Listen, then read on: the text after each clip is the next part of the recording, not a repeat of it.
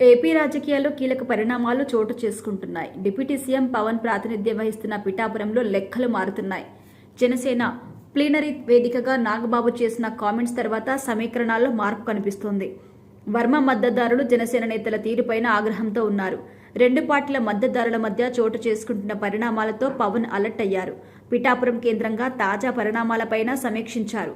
వీటిపైన ఇంటెలిజెన్స్ నివేదికలు కోరారు. కీలక నిర్ణయాల దిశగా అడుగులు కూడా వేస్తున్నారు.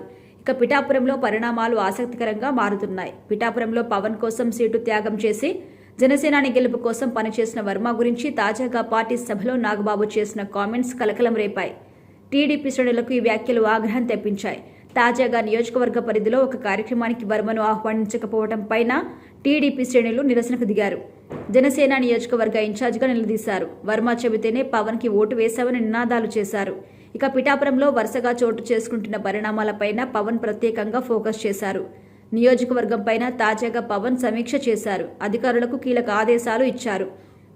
పిఠాపురంలో అభివృద్ధి పనులపైన పవన్ సమీక్ష చేశారు. నియోజకవర్గంలో మంచినీటి సమస్యపైన ఆరా తీశారు. వేసవిలో నీటి ఎద్దడి లేకుండా చర్యలు తీసుకోవాలని ఆదేశించారు. అదే సమయంలో పిఠాపురంలో శాంతి భద్రతలపైన ప్రత్యేకంగా ఆరా తీశారు.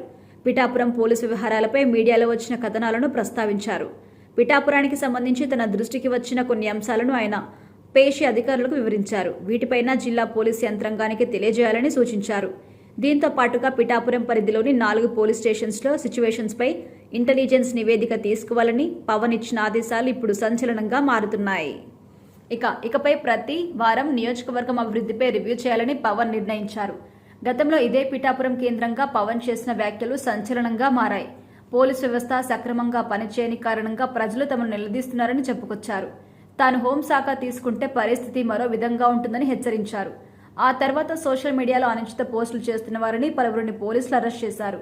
ఇప్పుడు పిఠాపురంలో లా అండ్ ఆర్డర్తో పాటుగా రాజకీయంగా చోటు చేసుకుంటున్న పరిణామాలపైన పవన్ ప్రత్యేకంగా ఆరా తీస్తున్నారు. నిఘా వేదికల ఆధారంగా భవిష్యత్ నిర్ణయాలకు పవన్ సిద్ధమవుతున్నారు.